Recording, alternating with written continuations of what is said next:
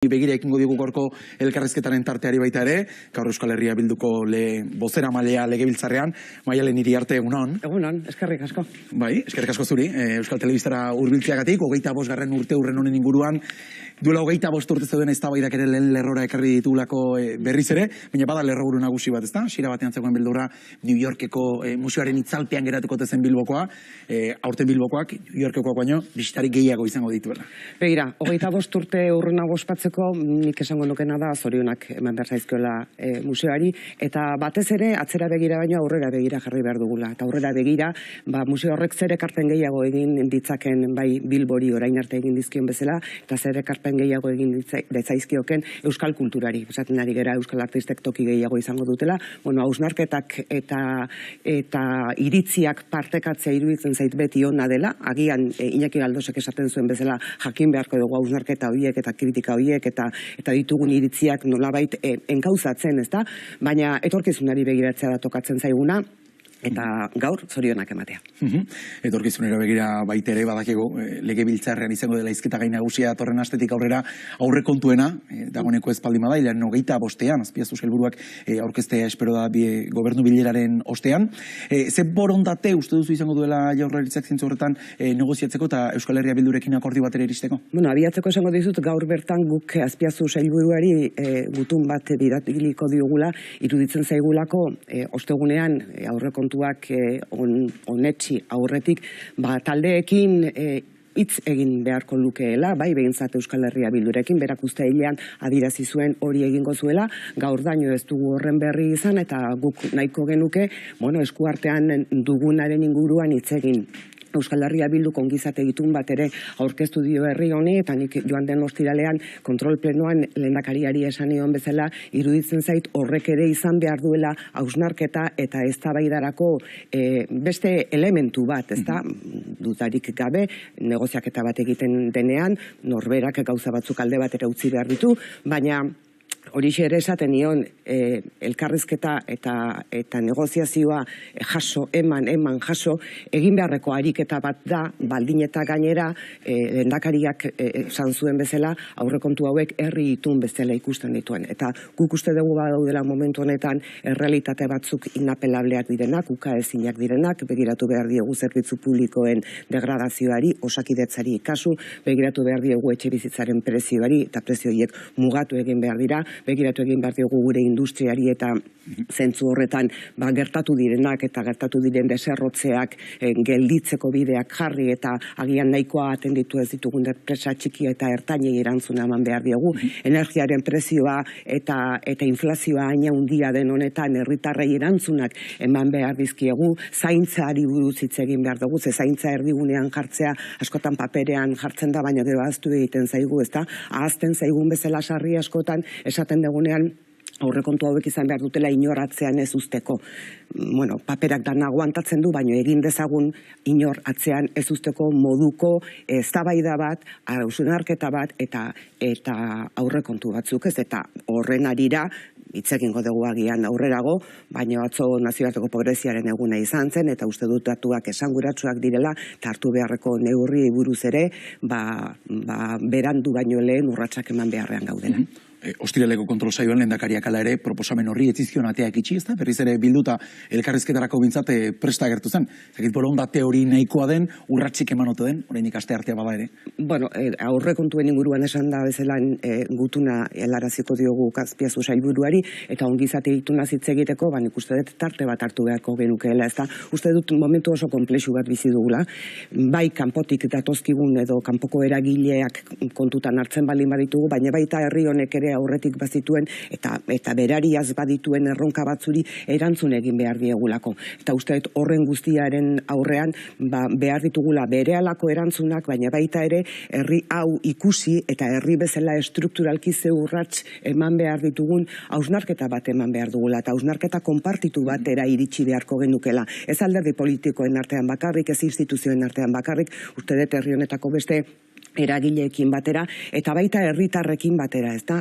Iruditzen zait momentu honetan eman behar ditugun transformazioetan herritarrak ere badutela zer esana eta badutela zer aportatua, eta bueno, hori da gure asmoa, bai ongizate itunarekin eta baita horren inguruan emandako urratsekin. Pobreziaren aurkako nazioarteko egunaren bezperan edo, pasaden ostiralean, finantzen Euskal Kontseilua elkartu zen, eta inorratzean ez usteko helburua duen deflaktazio neurri horren inguruan aritu zen. Euskal Herria Bilduk dagoeneko behin baino gehiagotan adierazte du, etzaiola neurria proposa iruditzen, baina uneko 2ko deflaktazio horrek, atzo Azpiazu sailburuak esaten zuen, gehien bat 35.000 euroko errentak, baina gutxiago dituzten herritarrek nabarituko dutela. Ez duzuen neurria bere egokia ikusten, portzentajea bera ez da nahikoa, edo renta basuenetan nabaritu beharko litzateke gehiago? Gure ustez deflaktazio bat soldata igoerarik gabe zerga jetxiera bat da. Partido Popularrak hobesten duen zerga jetxiera bat, Partido Popularrak Madrilen egiten duena, eta guk uste dugu zentzu horretan fiskalidadearen inguruan hausnarketa sakon bat egin behar dugula, eta hausnarketa sakon horretan progresibidadeari begiratu behar diogula, gutxien daukanak gutxiago ordaintzeko, eta gehien daukanak gehiago ordaintzeko, eta neurri honek ez gaituela parametro horietan jartzen. Kontuan hartu da deflaktazioarena epe laburreko neurri bat izango litzatekeela, ez zaizu iruditzen behintzat, epe laburreko edo neurri estrategiko batzuen esperoan momentuan behintzat herritar askok poltsikoan diru gehiago izatea albidetu lezakela. Zentzunetan soldata igoera ez dagoelako beti erakunde publikoen esku bakarrik. Begira, momentuko neurri bezala neurri hori impuestoak edo zergak jeistea baldin bada gaur egun bizi dugun bezalako momentu batean, ez zaigu iruditzen egokia denik. Ez zaigu iruditzen eta egin beharreko hausnarketa, iruditzen zaigu berehala egin beharrekoa dela. Izan ere, nik duela 6 urte eman nuen pausua politikara eta 6 urte daramatzat zerak aurrekontuak aztertzen ditugunean, behin eta berriro fiskalidade berri baten beharra mai gainean jartzen. Uste dut badala garaia, gaur egun duela hilabete arrabotsa sortu zezaketen hainbat neurri indarrean jartzen ari dira, Europa arauak aldatzen ari da, eta uste dut guk ere badaukagula presio fiskalaren inguruan margena bat, eta aztertu egin behar degula zein dan modurik progresiboena inorratzean ez usteko.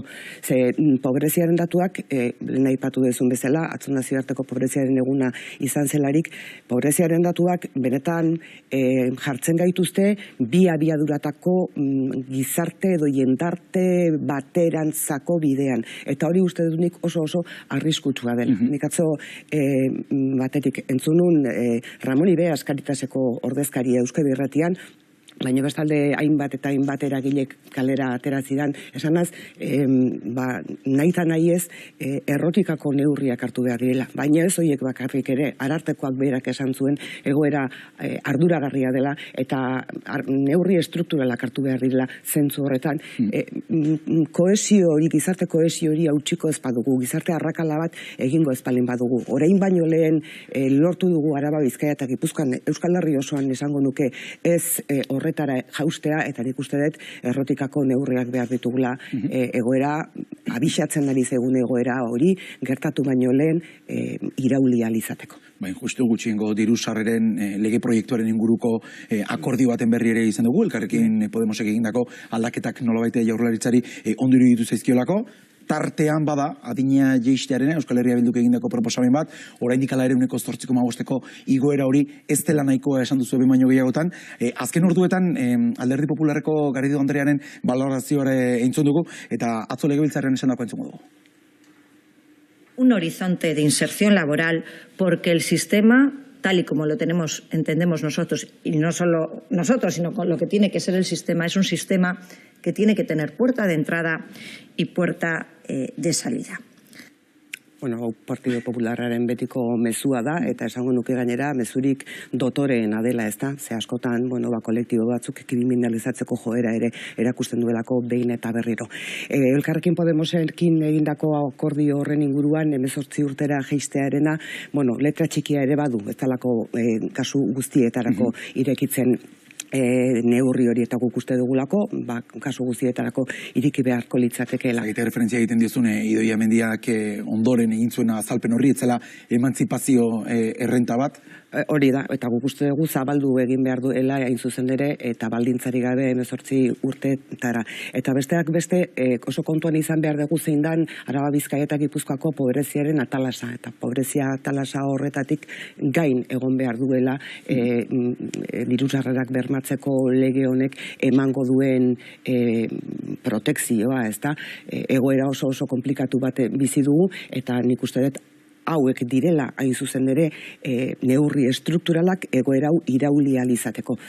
Zentzonetan guk 117, 127 ez naiz momentu honetan ziur gogoratzen enmendakin egin dizkiogu, ikusten dugu egindako akordio hau abia puntua baldin bada izan daitekela bide bat, helmuga baldin bada zailago ikusten dugu dena, guretzako hasiera-hasieratik esan izan dugu oso lege garrantzitsua dela, uste dugula datozen 10 urteetarako bidea markatu behar duen legea dela, eta Euskal Herria Bilduk jarraituko du lege horretan bere ekarpenak eginez, eta lege hori benetan lege estruktural bat, Euskal Herrian sortutako lege eta eragile askok sortutako lege hori dagokion mailan jartzeko aleginen. Pasaren astea baino gertuxiago hortaz bazaudete akordiotik. Oraindik aldaketa asko baldin badaude ere.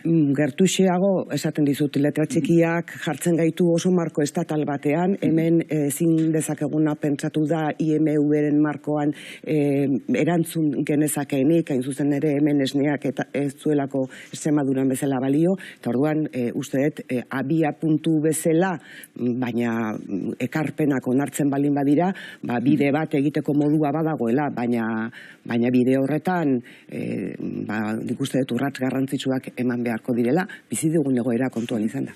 Lehendik ere, lehen lerroan zegoen eztabaidak pisu handieko hartu du trantsizio energetikoari buruz, eta akaso zer ikusi izan du Statkraft Norvegiako enpresak Euskadin nahi duen parte hartzearen ondorioz izan hori, pasaren astean bilera garrantzitsua izan zen baita ere, Nagore Alkortak parte hartu zuen bilera izan zen, enpresak ordezkariekin batera, eta bertan parte hartu zuten publikoaren aldetik ere, jasan behar izan zituen, hitz itxutxu batzuk, entzure ingo dugu bertan bizitutakoa.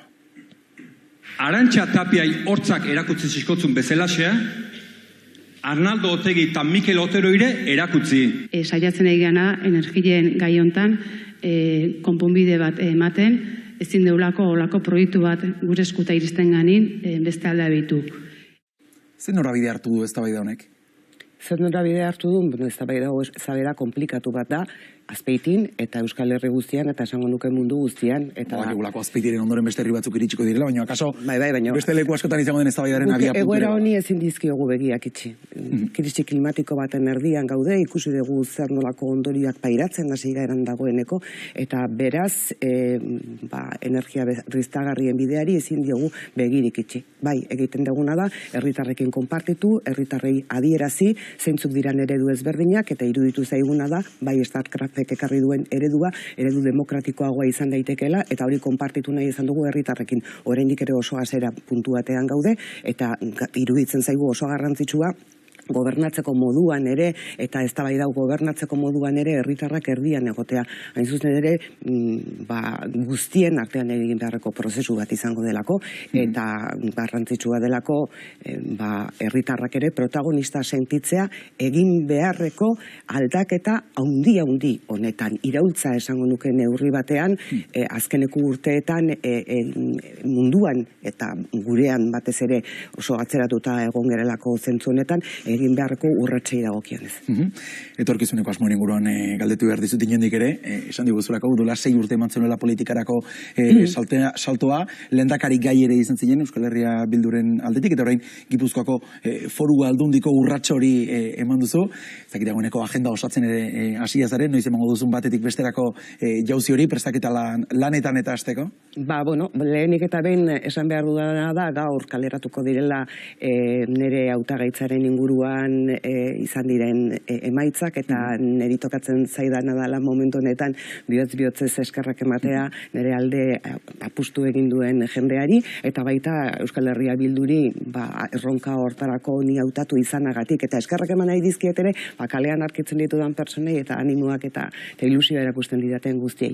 Hortik aurrera oraindik urruti daude hauteskunde horiek, uste dut Gipuzkoa dagoenetik jauzia handi bat emateko moduko lurralde bat dela bere egitura sozioekonomiko, kultural eta bueno, orain arte erakutsi duen zen komunitario horregatik eta horregatik Gipuzkoa gobernatzeko bokazioz eta ambizioz gatozela esan dezaizuket. Pentsatzen dut soziometroaren datuak ere lasaitasun pixka batekin ere hartu dituzula, betire inkestak dira, aurre ikuspenak dira, baina 2003 galdeketaren ondorioz, lehia paretsua aurre ikusten da EAJ eta Euskal Herria Bilduren artean Gipuzkoako Foru Aldundirako. Bueno, nik ikusten dudana da, edo uste dudana da, hori momentuko argazki bat ala. Eta beste sondeo batzuk ere egon dira, eta horrek, agian beste emaitza batzuk enpate tekniko baterantz eramaten gaituzten emaitzak erakusten dizkigute.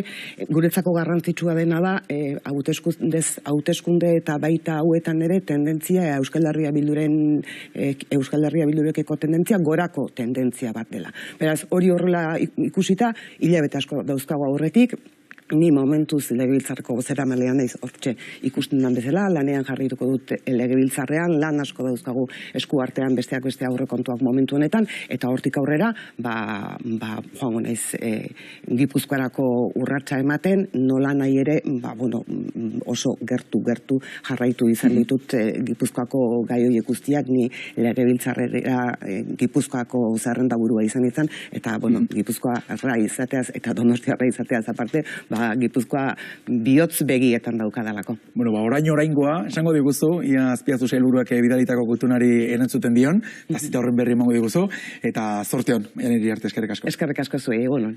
Goizeko 10:00, puntuan esan dizbeko eguneko